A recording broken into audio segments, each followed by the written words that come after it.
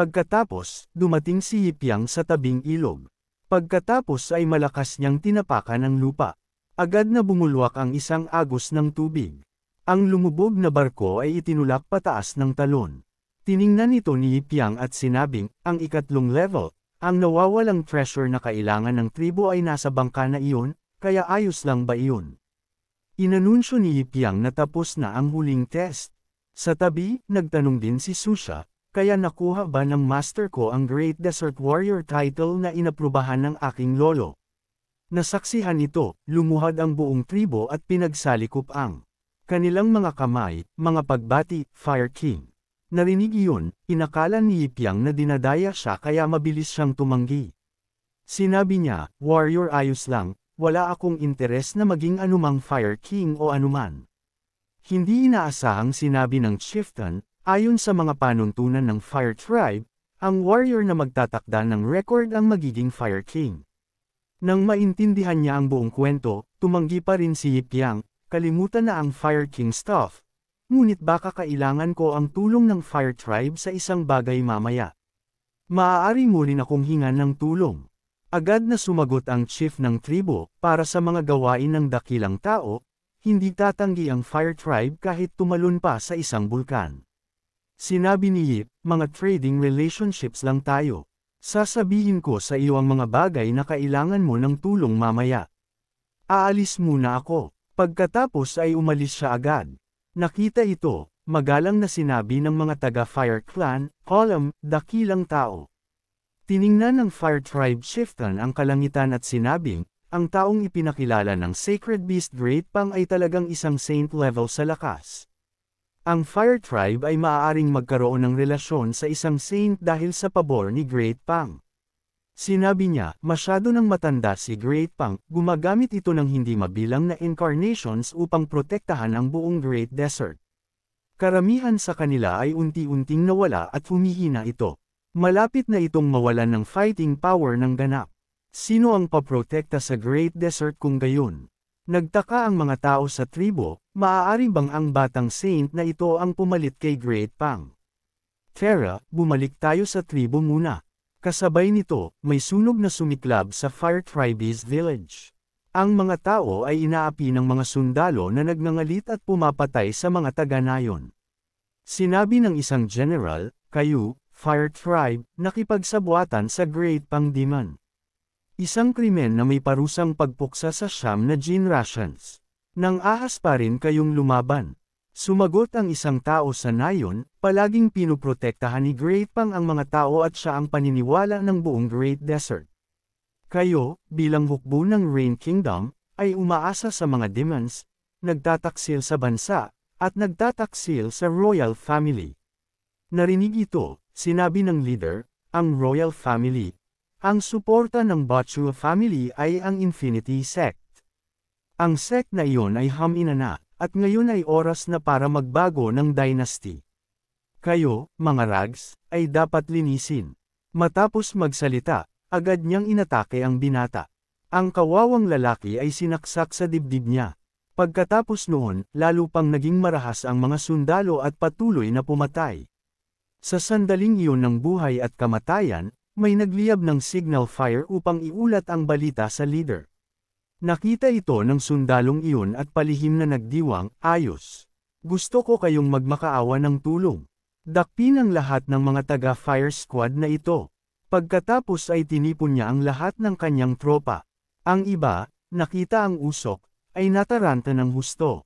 Ang kanilang leader ay nagngingit-ngit ang mga ngipin, dahil hamina si Dao Pang. Mukhang ang mga traitorous faction sa Rain Kingdom Army ay kasama ang mga demons. Sinusubukan nilang lipulin ang anumang pagtutol ng tao. Agad na sumigaw ang Hong Clan leader, lahat, bilasan ninyo. Kahit mamatay ang lahat sa nayon, maghihiganti tayo. Sakto naman, sa nayon, may isang sundalo na malapit ng patayin ang mag-ina na ito. Nanginginig ang ina at nagmakaawa, huwag mo akong patayin. Sumigaw siya, lubos na natataranta, tulong. Ngunit ang sundalo ay walang puso, ang mga humans na lumalaban sa mga demons ay mayroon lamang isang landas, ang mamatay sa buhay na ito, torture death moment.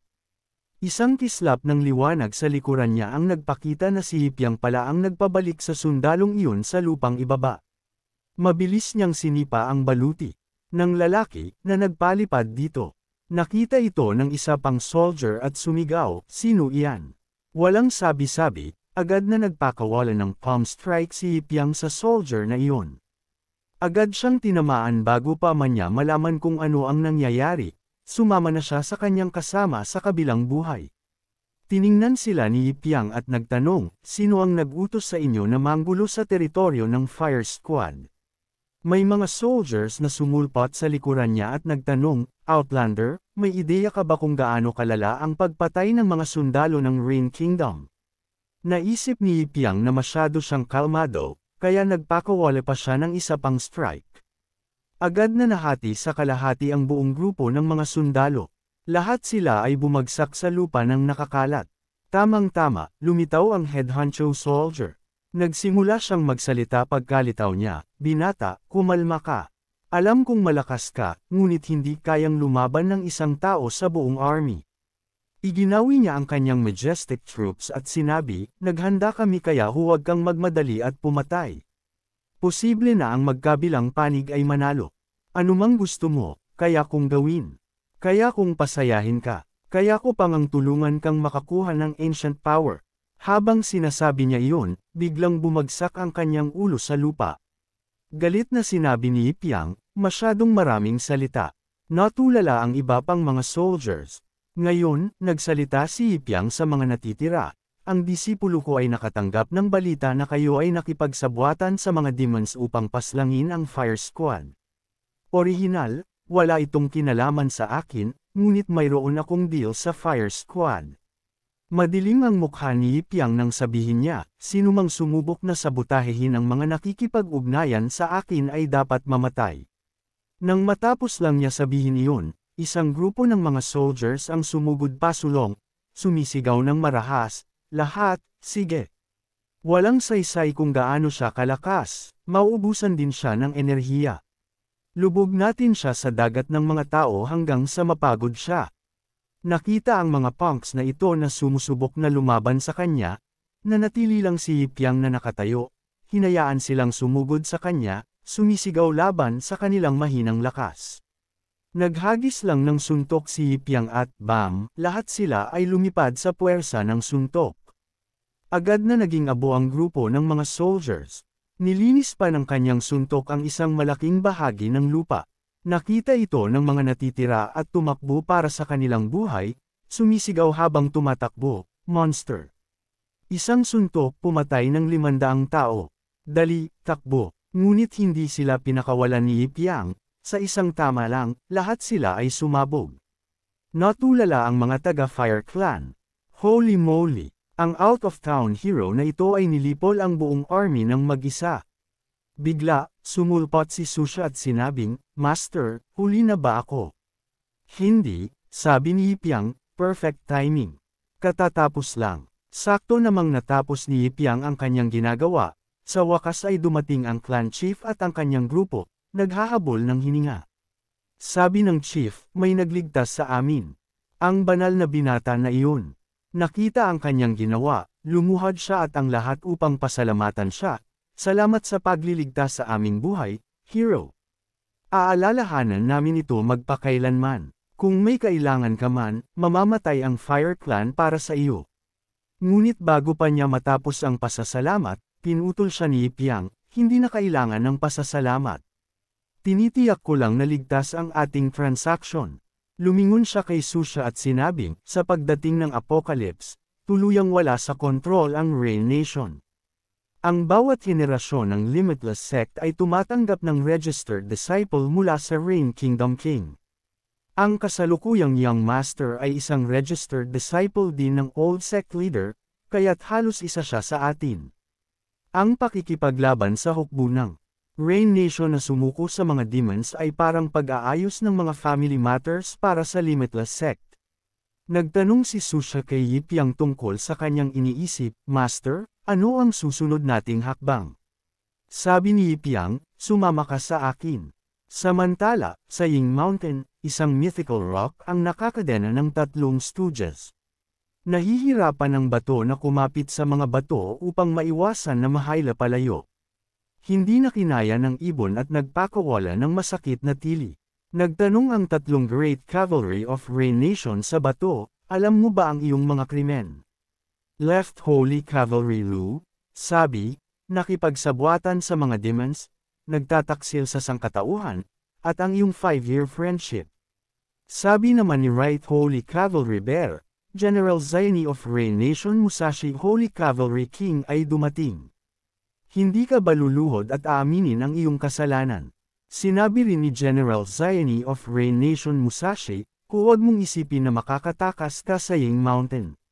Bibigyan kita ng. Bigla, lumitaw si Fonu the Monk, mahigpit na hinawakan ang mga kadena at sinabing, anong klaseng mapanirang puri na mga sinungaling. Ang bato ay nagpoprotekta sa Great Desert sa loob ng 30,000 taon, patuloy na pumapatay ng mga demons. Kinabig ng bata ang mga kadena at pinagalitan ng grupo, kayo ang nakipagsabwatan sa mga demons at sinisisi siya. Dagdag pa, hindi kayo nangangahas na hanapin ang kanyang tunay na sarili, marunong lang kayong mangapi ng kanyang manifestation. Nakita ito, nagtanong si Luosi sa bata, sino ka ba na humahawak sa mga kadena? Sumagot si Fonu the Monk, isang demon exorcising monk na nakaamoy ng baho ng mga demon sa inyo at dumating dito. Hindi ko hahayaan na saktan ninyo ang Holy Rock. Nakita ito, malakas na kinabig ni Luosi ang mga kadena at minura, napakalakas. Pagkatapos, sumugod ang dalawa sa isa't isa, naghagis ng mga suntok. Nagbanggaan ang kanilang mga suntok, nagpakawala ng liwanag at agad na sumabog ang buong hangin ng bundok. Humalaklak si Luosi, kaya pala, isa ka lang palang monk na nawalan ng Destiny Grimoire. Akala ko'y isa kang heavenly rank kang master. Nang ahas ka pa ring makialam sa negosyo ng iba. Nang sabihin iyon, naghagis si Fonu the Monk ng isang libro. Sabi ng bata, walang grimoire. Kaya ko pa ring patayin ang mga demons. Pagkatapos ay inihagis niya ang libro sa kanya. Agad na nagbago ang libro at naging espada, nakaturo kay Luosi. Hindi rin si Luosi madaling masupol, ginamit niya ang soul binding chain upang lumikha ng kadena at sinabing, isang maliit na mortal lang ng ahas na lumaban sa tatlong Great Cavalry na may God-given power. Sumuko ka. Pagkatapos ay mahigpit na binalot ng kanyang kadena ang espada ni Fonu the Monk. Agad na naging daan-daang pahina ng libro ang espada. Pagkatapos ay sumigaw si Luosi, demonic chain burst. Daan-daang kadena ang lumabas at mahigpit na binalot si Fonu the Monk. Itinapon ang bata sa lupa ng kanyang mga kadena. Damyugo ang bibig ni Fonu the Monk sa sapokon at hindi napigilan ng bata na magmura. Pagkatapos ay ginawa ni Luosi ang kanyang full power, lahantay. Sa liwa, icon ekta ang Sea Heavens. Hino at Earth attack sa Monk Fanshu. Ngunit bigla, snap, nabasag ang lahat ng kadena. Lumitaw si Yipiang sa kalangitan at sinabing, Monk, matagal na tayong hindi nagkita. Binabasag ni Yipiang ang mga kadena at sinabihan si Monk Fanshu, Monk, bumangon ka. Nagsimula silang mag-usap. Nakita ang kapangyarihan ni Yipiang, labis na nagulat ang mga taong ito. Nagtanong si Luosi, sino ka? Hindi mo ba alam na ang Great General of Rain State ay narito upang patayin ang mga demons at exorcise ang evil Monk Fanshu? Nakita silang nagsasalita ng kung ano-ano, pinaalalahanan ni Monk Fanshu si Yipiang, sect leader Yip, huwag kang maniwala sa kanilang kasinungalingan, kasabwat sila ng mga demons. Sumagot si Yipiang kay Monk Fanshu, huwag kang mag-alala. Hoy, kayong tatlo, makinig kayo. Kailangan ng aking mga disipulo ng pagsasanay upang lumaki, kaya magkikipagtulungan kayo ng kaunti. Pagkatapos ay kiniskis ni Yipiang ang kanyang daliri at sinabing, isipin ninyo na ito ay isang maliit na laro. Gumawa si Yipiang ng barrier sa paligid ng bundok at sinabing, simula ngayon, kayong tatlo ay hindi pinapayagang lumabas sa bilog na ito, kahit kalahating hakbang. Narinig ito, lubos silang humalaklak at sinabing, baliw ka ba?